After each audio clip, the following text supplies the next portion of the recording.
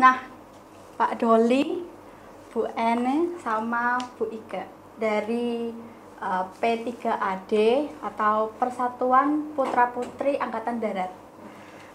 Bisa dijelasin nggak Bu, kenapa membuat program beasiswa kepada anak tentara yang notabene dikenal masyarakat kalau gajinya itu nggak sedikit?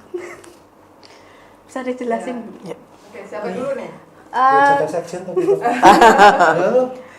Oke, Mbak Ika, selamat siang dulu ya. Ya, selamat siang Bu. Iya, jadi begini, mungkin perlu diketahui Mbak Ika ya, kami ini kan organisasi yang baru dideklarasikan ya, tanggal 2 Oktober 2023 kemarin. Iya. Tapi sebelum itu sebetulnya sebelum deklarasi sudah ada. Jadi P3AD ini adalah organisasi masyarakat ya di bawah binaan PPAD, Purnawirawan Angkatan Darat dan Mabesar. Nah, kenapa tadi ditanyain masalah apa tuh tadi, gaji ya? Iya. Gajinya kenapa? Itu kan di bayangan masyarakat kan kalau tentara itu pasti gajinya besar. Ya, Berarti gitu ya. kayak enggak kekurangan gitu loh. Oke. Terus kenapa harus dikasih beasiswa untuk anak tentara itu? Ya, jadi masalahnya tidak ada hubungannya dengan masalah gaji. Gaji itu besar atau kecil kan relatif ya, relatif gitu ya. Cuman kami dari P3AD itu memberikan apa ya? Kami ini punya kemampuan untuk mengerins semuanya ini ya. Nah, kalau kita melihat penduduk Indonesia itu nggak ada 10% yang bisa mengenyam pendidikan perguruan tinggi. Ya. Jadi kurang dari 10%. Nah, kami ini anak-anak TNI AD ini terpanggil untuk ikut membantu. Iya, ikut membantu. Nah, kebetulan ini ya sekalian memperkenalkan ya. Ya, silakan Bu. Tak kenal maka tak sayang ya. Ya. Ya. Jadi P3AD ini ketua umumnya adalah Bapak Iswan Fajar Satrio MM. Beliau adalah putra dari Pak Jenderal Tri Sutrisno. Mbak Ika ngerti nggak Jenderal Tri Sutrisno itu siapa? Mungkin mantan wakil presiden ke-6 Indonesia. Pintar ya. Betul. Ini hostnya jadi malah yang di ini ya, kasihan. Nggak apa-apa, lanjutin aja. Iya. Itu ya, itu jadi ketua umumnya. Kemudian sekjennya saya, namaku Ika Luki Andari ya. Ini beliau Mas Doli, itu adalah ketua DPD Jawa Tengah. Ini namanya Mbak Anne, ini sekretaris daerah Jawa Tengah. Nah, program beasiswa yang baru saja tadi di MOU-kan itu dengan UNTAK. Nanti Mas Doli sama Mbak Anne akan cerita lebih banyak lah. Tapi intinya kami ini P3AD fokusnya adalah meningkatkan kualitas SDM. Yang pertama, yang kedua adalah tentang kesejahteraan, termasuk UKM, wirausaha gitu. Nah, coba nanti tanyalah nih, ada beliaunya Mas Doli nih yang notabene juga bergerak di bidang pendidikan. Gitu. Gimana Pak Doli? Kemana? Bisa dijelasin nggak tentang program beasiswanya? Kalau beasiswa itu sendiri kan sebetulnya kami kepengen supaya keluarga kami itu pendidikannya lebih baik. Ya. Mayoritas anak tentara itu kalau di benak masyarakat pikirannya cuma satu kok, tukang rusuh, ya toh? Tukang berantem. Kalau ketemu anak tentara, anak asrama, nek nggak berantem, berarti bukan anak tentara, gitu kan? Karena dulu tuh zamannya kita kecil, kalau berantem di asrama, kalau udah nggak punya musuh di luar, sama tetangga blok kita ajak berantem. Pasti nyari. Saking nganggure gitu loh. Tapi karena kesempatan pendidikan itu tidak ada. Itu yang pertama. Yang kedua, orang tua kami rata-rata itu juga pendidikannya tidak tinggi. Hingga kan akhirnya membawa mindset tidak untuk ngejar pendidikan yang lebih tinggi. Mayoritas ya, tidak semuanya ya. Mayoritas. Sehingga kemudian kita kepengen supaya mereka mendapat pendidikan yang lebih tinggi, yang lebih layak, supaya taraf hidupnya lebih baik. Apalagi kita akan bersaing dengan secara global kan sekarang. Masa sedikit-sedikit tenaga luar, sedikit tukang las. Saya pernah kerja di hotel, yang datang di hotel itu adalah teknisinya Angkatan Darat untuk benerin helikopter. Tapi bukan teknisi yang mesin dan sebagainya. Itu tukang las, tukang dempul, itu datang dari Ukraina. Eman-eman nggak sih? Berarti Kayak orang ambil- kita nggak ada aja. Tetapi masalahnya adalah itu ada tekniknya khusus. Kenapa orang kita nggak ke sana? Karena tidak punya pendidikan formal yang cukup, tidak bersertifikasi. Karena akhirnya kesempatan yang ngelas, dempul kan gampang. Iya kalau mobil atau motor kita atau rumah. Udah Nah tapi biasa. kalau untuk pesawat lain cerita gitu. Iya. Nah itu mendorong kita untuk kepengen supaya keluarga kita yang mengisi ke gap itu sama. Ya. Nah kenapa kita bekerja sama dengan yang di Semarang mayoritas ya? Kita ada dengan STEJKU, ada dengan UNTAK hari ini, besok mungkin ada beberapa perguruan tinggi yang lain. Lebih karena pengurus DPD itu orangnya di Semarang semua. Oh, semua. Yang paling gampang ya di Semarang gitu loh. Tidak menutup kemungkinan nanti kita ke Solo, ya kan? Ganti-gantian. Atau karena Jawa Tengah membaik 35 kabupaten dan kota. Oh. Kalau pembentukan DPC-nya segala macam ya nanti Bu Sekda yang lebih banyak cerita itu. Ya gitu kayak. Ya nanti kalau ada pertanyaan itu nanti saya jawab. Ya saya kan sekarang udah tanya. Oh ya. Atau? Ya begitu. Jadi intinya ya, jadi begitu intinya ya, Mbak ya. Jadi kenapa kita menitik beratkan di masalah edukasi pendidikan ya. Karena memang prioritas dari kebidangan P3AD ini memang dua, satu peningkatan sumber daya manusia dan yang kedua mensejahterakan anggota termasuk dalam hal ini UMKM. Simpel ya sebetulnya kebidangannya, tapi kalau kita mau handle ya itu nggak gampang dan luas gitu. Sebetulnya seperti itu. Ngajak mereka untuk kuliah aja, mereka untuk kuliah itu susah, Mbak. Oh, susah, Pak. Kalau misalnya mau Karena mereka berpikir lulus SMA jadi tukang parkir dapat duit ya. ya Ngapain dan nggak ada kuliah gitu kan. gaji udah di atas UMR kalau Sebenarnya parkir. enggak, kebanyakan enggak. Oh iya. Kebanyakan kan enggak gitu kan. Sebagian. Atau mereka sudah kerja, udah terima gaji. Alah, temanku yang sarjana ya podo-podo sekarang kerjanya kayak gini juga, sama Gajinya juga. ya sama. Gitu. Tetapi apakah semuanya akan berhenti di situ? Ya kalau sarjana dari si satpam mungkin dia cuma batu loncatan setengah tahun dia kemudian dapat pekerjaan lebih Ya. baik kan. Sementara kalau umpamanya yang masih tidak berpendidikan tinggi mungkin akan berkarir dari satpam ke satpam yang lain gitu kan sayang. Iya. Ya itu yang mendorong kita di P3AD kepengen mereka untuk seperti itu, untuk dapat pendidikan lebih baik. Dan bahwa kalau ditanya tadi pertama gajinya gede apa enggak, itu relatif banget ya Mbak ya. Relatif banget. Kalau tiap bulan beli iPhone ya nggak bisa. Tapi kalau umpamanya mereka bisa mendapat pendidikan lebih baik, jenjang karir di militernya kalau mereka anggota TNI ya itu lagi lebih cepat. Lebih cepat dalam pangkat ya? oh naik pangkat. Itu Dengan namanya strata 1 itu loh, dengan S1, tambahan S2, tambahan gitu. S1 Oh. itu mempersingkat durasi kenaikannya gitu, jadi lebih cepat gitu. Oh, alah. misal kalau setiap kali normal naik pangkat tiap 4 tahun mereka jadi melompati 3 tahun udah naik pangkat gitu loh. Itu karena misal udah lulus S1 atau Iya, karena dapat pendidikan formal yang lebih. Kan ada poin kan? Ada poin-poinnya sendiri gitu. Dan untuk beberapa jabatan teritorial seperti Dandim, Danrem, Pangdam itu wajib punya gelar akademik. Kan nggak lucu nih. Anak buahnya udah doktor, ada master, dia belum, kan nggak lucu. Jadi mereka pasti akan itu. Karena tantangan sekarang di era sekarang ini tidak seperti dulu lagi. Orang yang ditakut-takutin dulu pakai bedil takut, kalau sekarang teriaknya di medsos. langsung Ditodong pakai bedil teriaknya di medsos, yang megang bedil kalah. Ya kan? Seperti itu. Oke. Lalu gini Pak, kalau beasiswa ini masih bahas beasiswa ya, itu udah merangkul berapa anak di Maksud, yang Serapan. udah tersalurkan. dibiayai ya. Yang terserap. Kita- terserap.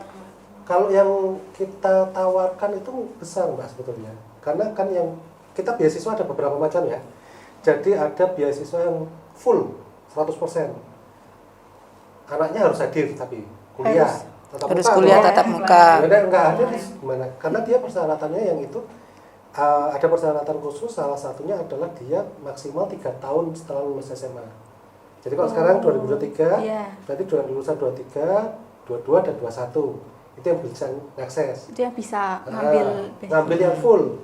Kalau yang dengan biaya khusus, istilah kami itu potongannya bisa sampai 50%, ada yang sampai di atas itu.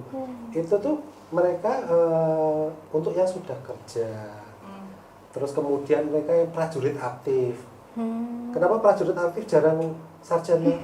Karena sekarang lagi kuliah, udah mau ujian pindah tugas. Kirim.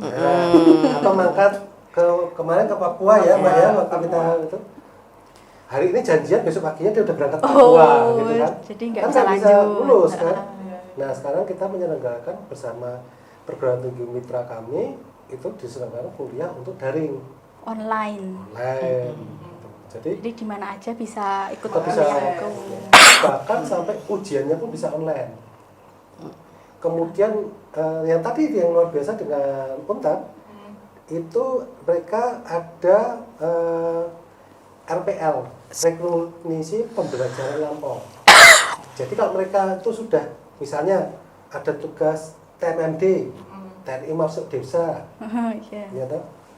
Ya itu kan TNI karya bakti untuk masuk desa, gitu ya, melalui desa. Itu dikonversi sebagai KKN. Oh iya. Mirip-mirip.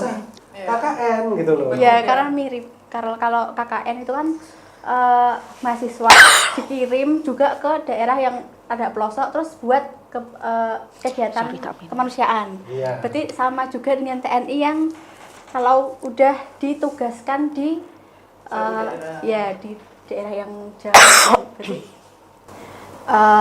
ini Pak Doli mau tanya, kalau yang dapat fasilitas beasiswa itu yang anak masuk atau gabung ke P3AD atau juga menyasar anak-anak yang enggak ikut ke organisasi itu, Pak? Gini Mbak, jadi kami di P3AD Jawa Tengah terutama ya, kita itu fungsinya adalah pelayanan. Sepanjang itu adalah keluarga besar TNI AD, baik itu anak, cucu, atau PNS di TNI AD, mereka mendapat pelayanan yang sama, termasuk purnawirawan juga.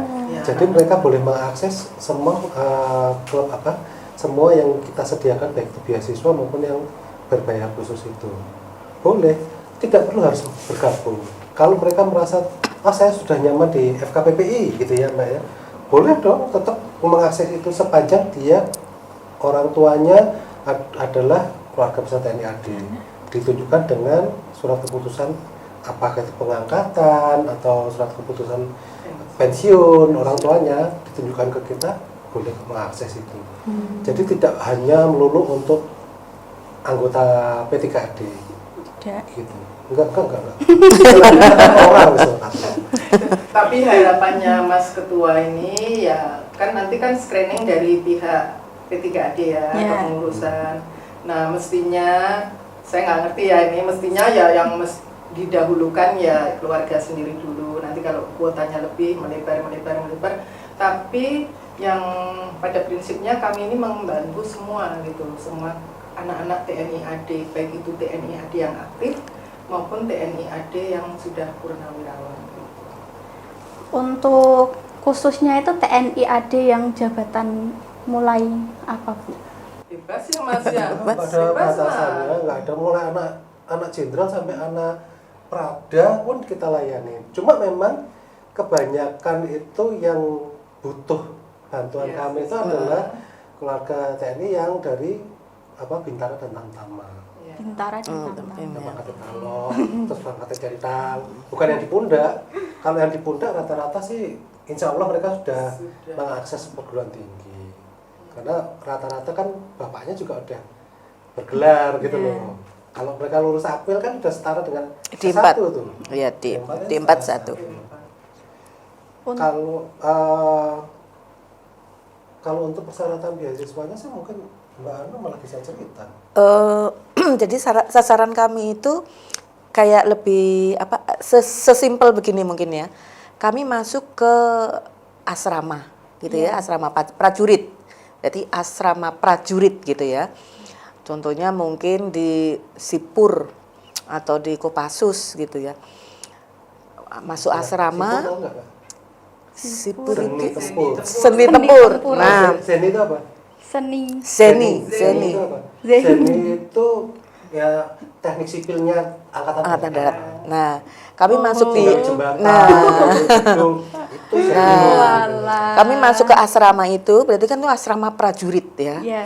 Nah, asrama prajurit itu kalau ada prajurit-prajurit yang punya anak sudah lulus SMA tapi tidak mempunyai kesempatan untuk masuk ke jenjang S1, itu yang kami tawarkan. Jadi kalau persyaratannya apa ya, sebetulnya syaratnya anak tentara AD aja. Tapi kami lebih menyasar kayak lebih simpelnya aja, langsung tembak langsung gitu ya, masuk ke asrama. Itu kan kemungkinan kansnya banyak anak-anak tentara yang belum mungkin ya, belum mempunyai kesempatan untuk kuliah di S1. Jadi anak-anak prajurit lah, gitu. Maksudnya mungkin tanda kutip itu sesimpel itu kami berpikir. Tapi Gitu. diseleksi ya. Ya, tapi tetap Diseleksi. diseleksi. Asal tembak tapi harus diseleksi. Ya. Jadi misal kalau mamanya orang tuanya sudah ada yang meninggal sehingga anak itu yatim misalnya, itu menjadi prioritas. Betul, ya. Atau dia memang berkebutuhan lebih. Misalnya orang tuanya udah pensiun, tentara itu susah Mbak. Waktu di asrama semuanya ditanggung negara. Rumah, listrik, telepon, makan, semua itu ditanggung negara. Begitu pensiun, udah gajinya tinggal berapa persennya, nggak punya apa-apa. Benar. Berarti harus pindah jadi kontraktor. Nah, ini memang mereka kayak gitu. Sehingga nggak kepikiran mereka untuk bersekolah, karena mereka langsung harus kerja untuk membantu ekonomi keluarganya. Gitu loh. Padahal waktu di asrama itu nyaman banget. Telepon tuh mau kayak apa ya dibayarin negara. Keras Listrik, semua udah dibayarin ditanggung sama negara. Betul. Lah beras sertifikasi ya Mbak ya. Lalu kita dikasih. Begitu keluar kan hilang semua itu. Tentara itu seperti itu. Kalau ngomong gaji sebetulnya nggak besar-besar amat. Tapi fasilitasnya besar sehingga ketika mereka pensiun, mereka tuh sebetulnya benar-benar butuh bantuan. Itu sebabnya kita hadir. Dan anak tentara kan nggak cuma satu, ada yang kadang-kadang putranya 3. Jadi begitu dia pensiun, ternyata masih punya anak yang usia SMP, gitu kan? Ya, Padahal pensiun tadi kembali lagi ya, tidak mungkin untuk membiayai pendidikan yang lebih tinggi untuk 3 anak itu ya kurang lah mungkin ya. Jadi kita mencoba dari sisi situ membantu anak-anak TNI AD lah. Supaya mendapat akses sehingga mereka secara kehidupan mudah-mudahan akan jadi lebih baik. Amin. Selain program beasiswa ini, udah melakukan program apa aja Pak P3AD ini? Kalau di luar itu ada yang belum kita jalanin, tapi sedang kita rintis adalah program usaha mandiri. Jadi kita mengajak anggota-anggota TNI itu untuk beternak secara mandiri di pekarangan. Berternak. Beternak ayam. Gampang-gampangan aja. Kita udah buatkan hitung-hitungannya, kita buatkan metode pelatihannya sampai bagaimana mengakses pasarnya. Kenapa belum kita launching? Kita tuh baru aja. Berarti ini masih program lanjutan, masih program masa depan gitu. Ya, rencana akan kita jalankan 2024. Karena kita tuh baru aja kok yang Kalau ini ya, kalau yang lalu-lalu yang sudah dilakukan ketum kami ya, ketum kami mahasiswa ya, itu ini turun ke daerah-daerah. Kami ini punya 34 DPD. Ya. Jadi 34 provinsi kami punya kepengurusannya sampai DPC-DPC-nya. Nah, ini ketum Iswan ini berkeliling untuk memberi kuliah umum, ada seminar segala macam lah yang kaitannya kembali lagi untuk meningkatkan SDM, kualitas dari anak-anak TNI AD gitu. Itu yang sudah dijalankan ketum kami gitu, untuk berkeliling terus gitu. Ya, itu yang udah next mungkin tahun 2024 kita akan lebih fokusnya ya di dua hal tadi yang Mbak Ana bilang. Dua kebidangan tadi. Dua kebidangan tadi, peningkatan dan pengembangan SDM, yang satunya lagi kesejahteraan. Jadi kesejahteraan kita ini biar kita meratakan lah, meratakan anak-anak TNI AD. Anak-anak TNI AD itu banyak sekali loh Mbak, dari Sabang Merauke loh. Kita kalau tentaranya ada 1 juta, sekitar pensiunannya ada lebih dari 1 juta. Kalau satu Lah anak orang cucunya berapa? banyak. Banyak. Nah itu semua mayoritas seperti yang tadi Bu Sekin sampaikan, semuanya itu juga butuh bantuan. Nah kita mencoba menawarkan bantuan sebisa yang kita lakukan. Ya. Dan kita nggak muluk-muluk Mbak, nggak terlalu banyak program kerjanya ya. Yang jelas kita nggak ada program kerja baris berbaris ya Mbak ya. Kayaknya enggak ada. Kayak kelihatan dah kita angkatan apa, ada angkatan apa yang enggak mungkin dijemur tuh baris-baris itu enggak gitu ya. Enggak ke arah fisik yang demikian, tapi itu tadi peningkatan kualitas SDM kita. Kebetulan pengurusnya semuanya kan punya pengalaman yang berbeda-beda yang bisa kita sharingkan gitu. Katanya kalau orang itu sebaik-baiknya orang yang berguna buat orang lain, bermanfaat orang lain. Ya kita mencoba memberikan sedikit manfaat yang bisa kita sampaikan. Perkara itu nanti menjadi bola yang menjadi besar atau seperti apa, itu nggak kita pikirkan, itu urusannya belakangan nanti gitu. Dan jangan dikira bahwa ini ada manfaat pribadi itu buat kita, itu nggak ada yang dapat manfaat pribadi. Yang ada tombok semua ya seksi-seksi tombok ini ya kayak gini nih. Bu Sekda. Ya, paham ya. Bukan begitu. Kalau kami itu hanya melihat marwah orang tua. Ini bahasa idealnya seperti itu. Kita ngingat orang tua saja. Ya, maksudnya gini, kalau mempunyai kita semuanya sejahtera, kan kembali lagi ketahanan negara itu salah satunya adalah ketahanan ekonomi. Kalau rakyatnya dalam hari ini orang utara itu sudah sejahtera secara ekonomi, insya Allah nggak akan nongkrong negara dan nggak akan nongkrong di perampatan lagi. Nah kalau udah kerja semua capek kan pulang rumah tidur ya, jadi nggak ada lagi acara nongkrong gitu. Jadi kriminalitas turun. Kan ke sana efeknya. Sekarang kita mulai dari yuk belajar dulu yuk. Gitu. Jadi Mbak Ika menambahkan, jadi ini kalau kan ada nih anak-anak tentara yang nggak suka sekolah, maksudnya nggak suka sekolah gini, lulus SMA nggak pengen lah melanjutin ke perguruan tinggi. Nah kami dari P3AD juga membuka program itu, kayak misalnya pelatihan itu yang langsung bisa terjun punya usaha sendiri, itu kita juga ada gitu. Berarti nggak harus ikut kuliah, malah pendidikan formal ya Mbak. Iya. Ada pendidikan non formal. Berarti ini seperti pendidikan keterampilan. Iya, betul. Salah satunya yang sudah kita bahas adalah itu memberikan nilai. Ya, gitu kan biovlog itu ya. Terus kemudian kita juga pernah membicarakan untuk pelatihan barista itu. Oh iya, kopi. Kebetulan kita kan hampir semuanya doyan kopi dan kita bisa gitu. Terus ada juga pendidikan keterampilan untuk cleaning service, gitu loh. Cara menjadi cleaning service seperti apa? Yang bisa mereka ajari, mereka langsung daftar kerja gitu loh. Tapi itu kan cuma untuk yang short course saja. Short course. Kursus singkat, Mbak. Jadi kursus singkat yang sehari atau 2 hari selesai.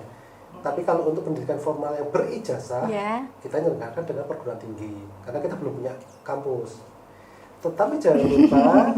Oh iya, ingat satu hal Mas Ketua. Jadi ketum kami ini bisa, aku tadi belum cerita ya pendirinya P3AD ya. Belum. Pendirinya P3AD itu kalau tahu Jenderal Bibit Waluyo, kenal nggak? Pak Bibit Waluyo tahu. Ya, dulu jadi gubernur ya di sini di Jawa Tengah. Itu salah satu pendirinya kita P3AD. Kemudian ada Pak A.M. Putranto, Pak A.M. Jenderal juga, itu beliau staf sus ya di Kementerian Pertahanan. Gitu. Banyak penasehatnya, ya kami ini KPT ya, jadi kan penasehatnya juga beliau-beliau yang KPT itu keluarga keluarga besar TNI. TNI. Keluarga besar TNI. Iya, tadi mau cerita apa sih? Oh, ini kaitannya dengan pendidikan. Ketum kami dengan para penasehat itu udah mulai mau merintis untuk universitas. Udah mau bangun. Iya, Iya, karena sudah mau kebutuhannya ada. bangun. Kalau di pusat mau Iya. bikin kampus, kita di daerah itu merencanakan bikin LPK. Enggak ada pendidikan kayak keterampilan itu yang lebih gampang aja lah, kayak misal LPK untuk perhotelan gitu kan, sekarang hotel banyak nih. Iya, banyak. Ya kan. Nah kita buat LPK untuk seperti itu. Tapi kalau di pusat itu kan karena jangkauannya lebih luas, bisa membuat seperti kampus. Karena ketemu kita juga punya lembaga pendidikan juga ya. Ya. Concern di akademi. Pendidikan. Jadi Ketum Iswan itu begitu memperhatikan masalah pendidikan itu sedemikian. Keren. Ya. Ya keren ya. Menjalaninya yang harus memahamkan antara yang kita pikirkan kepada keluarga kita itu juga nggak gampang. Salah satunya ngajak kuliah itu susah banget. Terus dibayari aja masih susah. Ayo kuliah di sini, nggak usah bayar. Kadang-kadang udah kerja enakan kayak gini. Ngapain juga nambah? Oh, nanti temanku yang sarjana ya nyatanya makiri bareng kayak gitu. Tapi kan pendidikan itu tidak menjamin masa depan memang, tapi memperbesar peluang untuk masa depan lebih baik. Itu yang kita pegang selama ini ya Pak ya. Ya, gitu. Jadi apa Kesimpulannya, apa pesan Bapak dan Ibu kepada anak-anak TNI Angkatan Darat yang memang belum ada ketertarikan dengan dunia perkuliahan walaupun sudah ada fasilitas yang disediakan? Dari Bisa saya dulu dimulai ya. satu kalimat. Ayo bareng-bareng kita untuk meningkatkan kemampuan SDM kita. Dari saya itu. Dari Sekjen. Ibu Ika. Lebih pada ayo kita jadi pejuang sejati gitu ya. Jadi memperjuangkan semua marwah orang tua kita sebagai anak TNI AD. Salah satunya yaitu tadi diberi fasilitas beasiswa, kita manfaatkan. Insya Allah semuanya nanti jadi lebih sejahtera, jadi lebih bagus kualitas dari SDM-nya. Ketua. Pak Doli. Ketua. Ya seperti yang tadi saya sampaikan, pendidikan itu tidak menjamin masa depan kita akan jadi baik. Ya. Tetapi pendidikan itu memperbesar peluang kita untuk dapat masa depan yang lebih baik. Memperbesar peluang, ya kan? Benar. Jadi kalau mamanya mereka ditawarin, mereka berpikir ya monggo silahkan mikir sendiri. Nyaman di mana, gitu kan? Kan tidak ada hal yang mudah untuk sesuatu yang baik. Kalau sesuatu yang baik pasti dibenturkan dengan banyak hal. Tetapi ikhtiar kita adalah memberikan yang terbaik kepada keluarga kita. Semoga nantinya di tahun Indonesia Emas itu kita sudah punya banyak sarjana baru dari keluarga kita melalui program ini. Ayo, Indonesia Emas tahun berapa? 2020. 2045. Ke harapan di tahun 2045 saat Indonesia sudah menjadi negara Indonesia Mas. Indonesia Emas. Indonesia Emas ya. Itu berarti anak-anak angkatan darat, putra-putri TNI itu sudah siap untuk memegang Iya. memegang tampuk pimpinan. Insya Allah ya. Jadi kan dihitung aja usia lulusan SMA kan 18 ya. Ya, 18. Kalau 2045 itu masih kurang berapa tahun lagi? 21 tahun ya. Pas lah mereka pada saat itu mereka sudah siap sekitar untuk menjadi pemimpin bangsa. Insya Allah kami dari P3AD ikut menyumbangkan apa yang kami bisa untuk untuk menciptakan generasi muda, terutama anak-anak TNI AD gitu. Insya Allah bismillah lah kita. Insya Allah. Insya Allah. Bu Ani, ini kan Untak sama Cendekia Utama udah MOU. Iya. Lalu selanjutnya universitas apa lagi yang mau Kami ada 3 rencana on progress di minggu depan. Itu kita dengan Unisbank, Widya Husada, dan satunya Steve 17 Agustus. Nah, itu kami on progress. Mudah-mudahan insya Allah minggu depan kami juga melakukan hal yang sama, MOU.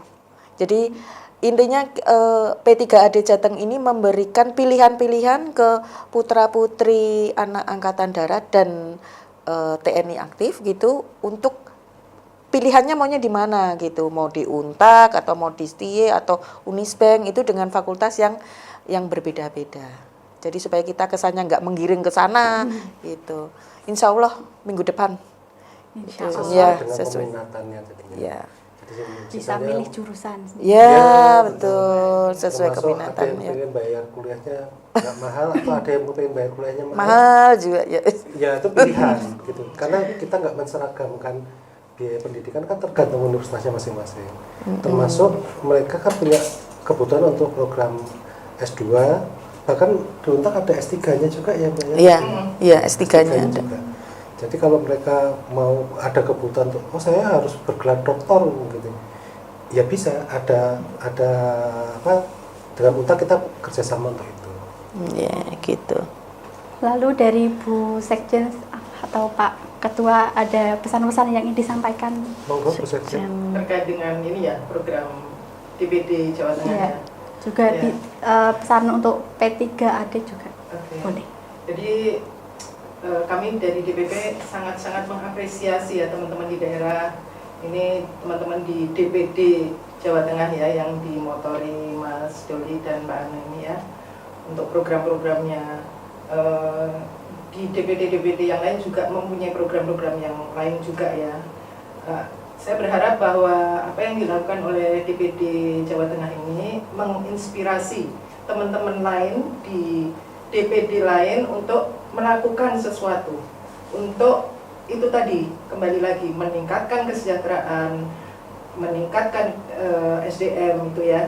Jadi mungkin dalam waktu dekat ini Ketua Umum akan ke NTT, jauh ke sana ya, di jauh depannya sana. di NTT untuk ini juga Sulawesi Selatan juga dalam waktu dekat dengan Universitas Negeri setempat gitu. Jadi saya juga terima kasih perjuangannya teman-teman di daerah gitu ya.